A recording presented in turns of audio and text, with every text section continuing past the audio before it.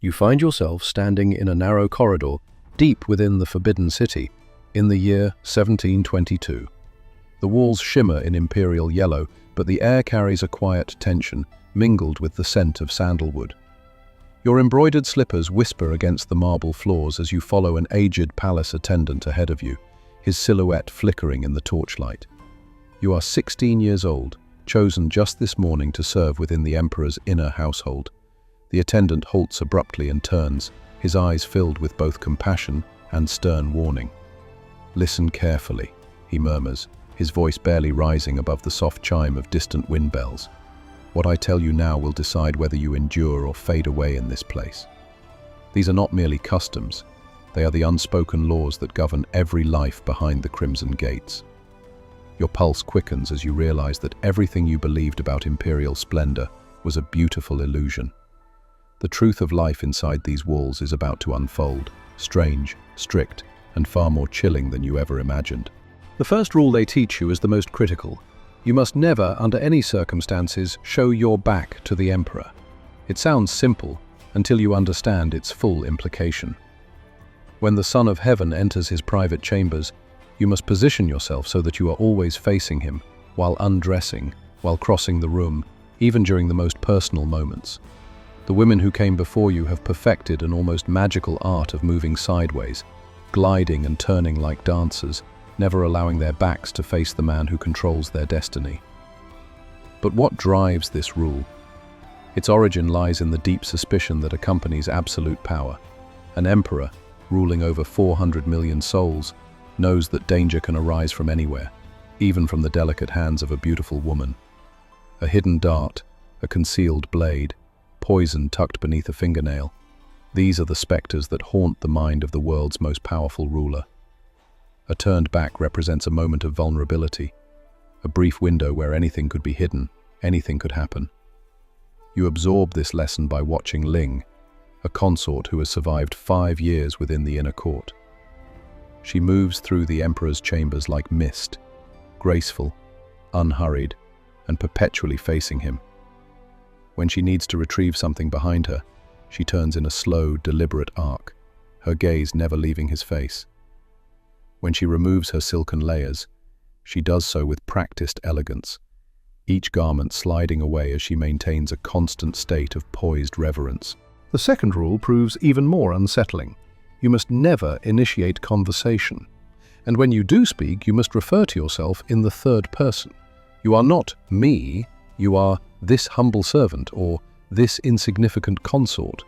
Your personal identity, your very sense of self, must vanish the instant you cross into his domain. The emperor does not share intimacy with individuals, he interacts with compliant instruments. He engages with vessels, objects crafted solely for his gratification. This linguistic erasure runs far deeper than mere etiquette.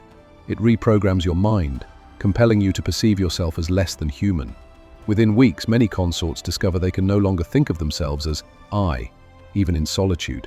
They have become fractured beings, their very consciousness colonized by the language of submission. The third rule concerns your gaze, and it may be the most psychologically devastating of all. You must never meet the emperor's eyes during private moments. Your vision must remain fixed just below his chin, maintaining the illusion of deference while avoiding the dangerous possibility of true connection. But this is not about reverence. It is about preventing the emperor from seeing your soul, and more crucially, preventing you from seeing his. Direct eye contact breeds intimacy, and intimacy breeds complications. The emperor must use your presence without confronting your humanity. If he were to see the terror in your eyes, the anguish, the desperate yearning for home, he might hesitate. If he glimpsed the intelligence burning behind your gaze, he might begin to wonder what thoughts you conceal. And if you were ever to look into his eyes, you might realize that the Son of Heaven is merely a man, lonely and afraid, seeking to affirm his divinity through the control of others. The most sinister side of this rule reveals itself only when it is broken. If you accidentally meet the emperor's gaze, you must immediately kneel and plead for forgiveness, not for insolence, but for the audacity of appearing as his equal. The punishment for repeated offenses is not death, but something far worse. You are reassigned to the servants' quarters, condemned to live out your days as a silent warning to others about what happens when one forgets their place. The fourth rule governs the emperor's most private interactions. During these moments, you must remain completely silent unless commanded otherwise. But this silence is not about modesty, it is about control. Every breath, every motion must fall within the boundaries of imperial authority. To act on your own is to imply a self beyond his command, and that cannot be allowed. The enforcement of this rule turns the palace into a chilling theater of obedience. The women learn to steady their breath, to hide every trace of emotion, to detach their minds from their bodies until only stillness remains. The emperor, in turn, becomes intoxicated by the illusion of perfect submission, the belief that even the smallest flicker of life moves only at his will. Some women fracture under this pressure. They develop a strange affliction the palace physicians cannot explain, an utter inability to speak. Even when alone, they move like shadows, their voices lost to the impossible demands of imperial obedience. The fifth rule revolves around timing and reveals the mechanical nature of palace ritual. Every moment in the emperor's presence must follow a precise order, not out of compassion, but to preserve the illusion of celestial harmony. His every action is treated as sacred, a reflection of the divine balance between heaven and earth. For the women, this transforms into a cruel exercise in restraint. They must anticipate his moods, align every motion with his rhythm, and suppress their own instincts completely. Over time, they become experts in stillness and control, capable of silencing both body and mind at will. Some can recite ancient poetry in their heads to keep their composure, transforming pain into discipline. The sixth rule governs what happens afterward. Once the emperor departs, the consort must remain perfectly still until he grants permission to move. This can last minutes or hours, depending on his mood. During this time, she cannot shift her posture or reveal any trace of exhaustion. The lesson is absolute submission, disguised as grace. This rule exists to reinforce the fundamental inequality of the encounter. The emperor can instantly return to his normal state, dress, call for refreshments, even summon another attendant, while the woman who just served him remains frozen in absolute vulnerability, her body still marked by obedience until he releases her from this ultimate act of submission. The seventh rule concerns pregnancy, revealing the intricate connection between politics and biology within the imperial household. If a consort suspects she may be with child, she must report it immediately to the chief attendant, not to the emperor himself. Here lies the cruel paradox. Even suspicion must be reported. Failure to report a confirmed pregnancy results in execution, while false reporting brings a punishment so severe it leaves permanent scars. This creates an unending anxiety surrounding their own bodies. The women become hyper-aware of their cycles, appetites, and energy levels. They devise elaborate systems to track their physical states, turning their own bodies into sources of fear rather than strength. The fortunate learn to read the signs accurately. The unfortunate guess wrong and suffer the consequences. The most chilling aspect emerges when pregnancy is confirmed. The consort is immediately isolated from the others and placed under constant surveillance. She is not being protected, she is being monitored. The potential heir holds immense value. The woman carrying it is merely a vessel to be preserved. The eighth rule involves the presence of other women, revealing how jealousy and competition were systematically weaponized within the Imperial Harem. When multiple consorts are summoned at once, a strict hierarchy dictates their every movement. The most favored leads, while the others follow prescribed roles, as onlookers, attendants, or silent competitors in carefully orchestrated displays of obedience.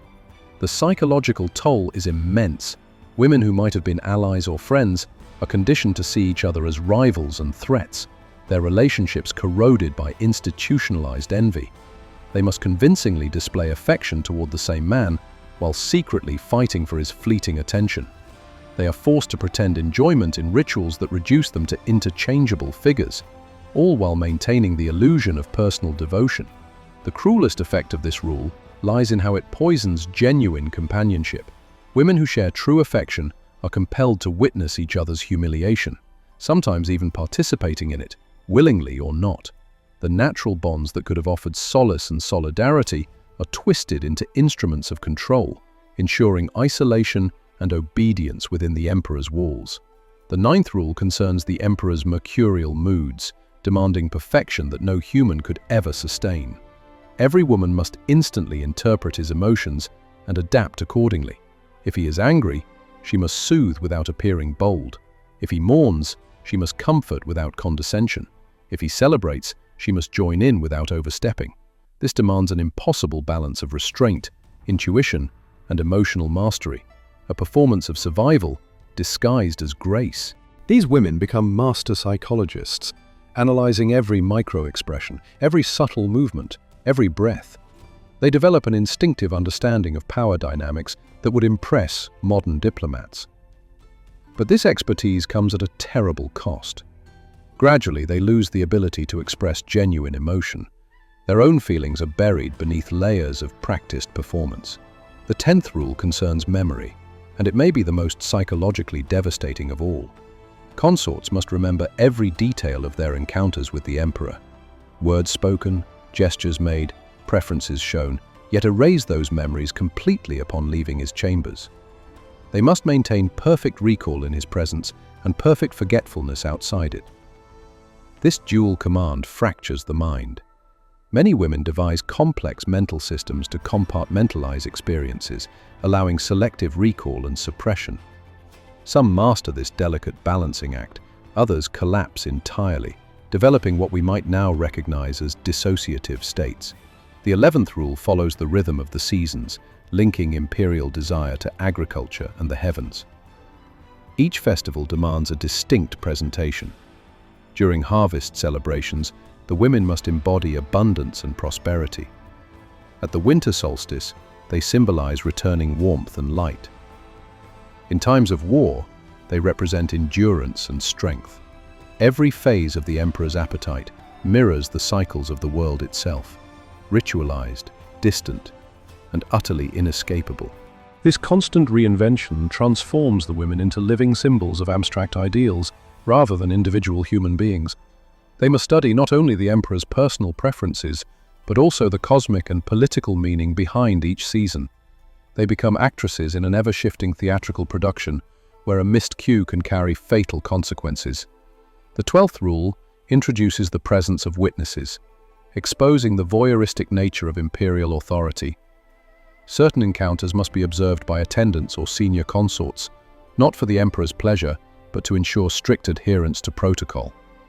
These observers are required to report any breaches of conduct, genuine emotional displays, or signs that a woman has experienced the event as something more than ritual duty. This creates a terrifying surveillance system in which the women never know when they are being watched, or by whom. They must preserve perfect composure, even in presumed privacy, for the consequences of authentic emotion can be severe. The 13th rule concerns gifts and rewards, revealing the subtle psychological manipulation woven into the imperial system. When the emperor bestows jewelry, silk, or delicacies, these tokens carry invisible chains. Accepting a gift means acknowledging an unrepayable debt. The recipient must offer gratitude, not only for the object itself, but for the privilege of being chosen. More insidiously, these gifts breed hierarchy and envy among the women. A consort who receives lavish rewards becomes a target of resentment, yet refusing them would be seen as an insult to imperial generosity. Thus, every kindness becomes a form of control, and every reward conceals a quiet punishment. The 14th rule concerns the families of the consorts, revealing the harem's far-reaching control. The women's relatives effectively become hostages, ensuring absolute obedience. The threat extends beyond physical harm. It reaches into matters of honor, reputation, and future prospects. A woman who displeases the emperor risks not only her own life, but also the ruin of everyone she loves. This psychological weight extends far beyond the Forbidden City's walls. These women carry the burden of entire generations, performing not only for their own survival, but for their family's continued existence. The system ensures that even in their most private moments, they are never truly alone.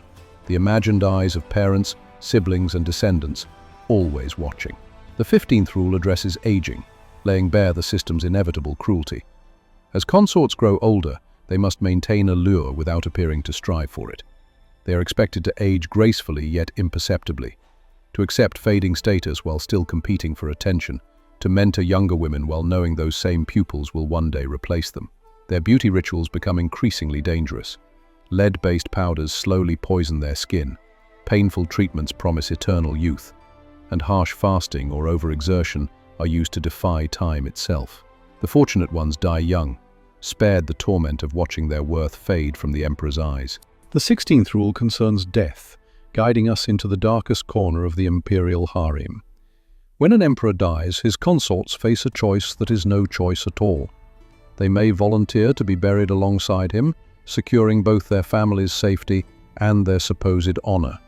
Or they may live on as widows, forever marked by their association with a dead ruler, forbidden to remarry or bear children of their own. Preparation for this final decree begins the moment a woman enters the harem. She must cultivate an intimate relationship with death, learning to see it not as an ending, but as the ultimate act of loyalty. She writes letters to her family explaining her decision, composes verses praising her devotion, and participates in the construction of her own legend, all while quietly preparing for oblivion. The 17th rule reveals the astonishing resilience and ingenuity of the women who endured this system. Despite every mechanism built to crush their spirit, they found ways to preserve fragments of their identity, their friendships, and their inner strength. They created secret languages, coded gestures, and hidden rituals that allowed them to remember who they truly were beneath the imposed mask of obedience. Some forms of resistance were delicate. A gaze held a moment too long, a tune hummed slightly off-key, a floral arrangement conveying a hidden message understood only by another consort. Others were bolder. Orchestrated escape attempts, concealed pregnancies, even acts of self-destruction meant to reclaim agency in a world that denied them choice. These women knew the consequences of rebellion, yet they risked everything for a fleeting moment of authentic freedom. The 18th rule concerns love, revealing the most complex and heartbreaking paradox of all. Consorts are forbidden from truly loving the emperor, yet also forbidden from not loving him. They must perform affection so flawlessly that it becomes indistinguishable from reality, while maintaining enough emotional distance to survive the inevitable rejection and replacement. This psychological tightrope is nearly impossible to walk.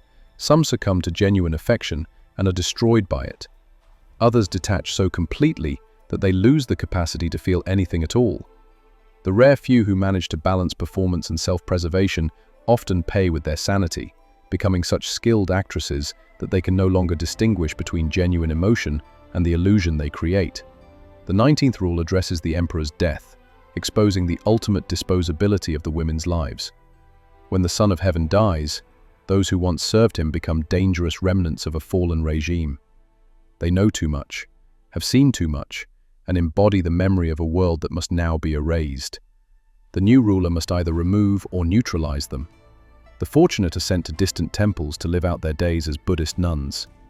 The less fortunate simply vanish, their names erased from the records, and the truly wretched remain within the palace, stripped of rank and dignity, serving as living reminders to the next generation of how fleeting imperial favor truly is. The 20th and final rule concerns forgetting, bringing this story full circle. The women who survive the system must learn to forget everything they have endured, every humiliation, every betrayal, every moment of loss. They must become blank slates, empty vessels, ready to accept whatever new identity the empire assigns them. But forgetting is not the same as erasure. The memories remain, buried deep within the body and the unconscious mind. They resurface as nightmares, sudden waves of panic, or the quiet inability to trust, to love, or to believe in one's own worth. These women carry invisible scars for life, walking testaments to a world that valued their beauty above their humanity. Now, standing once more in the corridor where our journey began, older, wiser, and infinitely wearier, you finally understand. The strange rules of the Imperial Harem were never about intimacy. They were about power. The power to reduce people to objects, to turn love into performance, and to make survival dependent on the total erasure of the self. The attendant who once whispered these rules to you lies long dead in an unmarked grave, like countless others who served the Forbidden City. The emperor you once knew has been replaced by his son, then his grandson, in an endless cycle of dominance and submission. Yet the rules endure, passed down like a secret language through generations of women who learned how to exist within silence. You survived by unlearning your humanity and mastering the art of invisibility. You perfected the ability to seem present while quietly disappearing, to become an artist of obedience, of practiced grace, of performance so flawless it became indistinguishable from truth. In a world where one misstep could mean death, you turned disappearance into survival. Now, as you prepare to whisper these same rules to another terrified 15-year-old girl, you realize you've become the very system you once feared. You are the chain that links past to future, the keeper of knowledge that should have vanished with the last emperor. You are the reason these strange, unspoken laws will outlive dynasties. The girl before you carries the same wide, hopeful eyes you once had, the same innocent belief that she's stepping into a world of beauty, honor, and grace. But you know the truth. You know she's stepping into a place where the most haunting rule of all demands that she forget she was ever human. In the flickering candlelight, your voice trembles with centuries of memory. You begin to speak, and every word becomes another invisible link in the endless chain of control and submission that defines the Imperial Harem. Somewhere in the distance, ornamental fountains murmur, the same sound that welcomed you decades ago, the same sound that will greet countless others long after you're gone. The rules never change, only the faces do. This story is more than a glimpse into the past. It's a mirror reflecting what happens when power, fear, and silence intertwine. These women may have lived behind palace walls, but their suffering echoes through time. Every generation faces its own versions of these invisible rules: control disguised as love, obedience mistaken for virtue, beauty valued above humanity. If this story moved you, if it made you think about the price of survival, the weight of tradition, or the quiet strength of those forced to endure, then don't let their voices fade into the dark. Subscribe to Dark Pages of History so their stories are never forgotten. Each week, we uncover another buried truth, another untold chapter that challenges the myths we've been taught. Your curiosity keeps history alive. Your voice breaks the silence. Your click ensures that no one, in any century, is ever forced to forget they were human.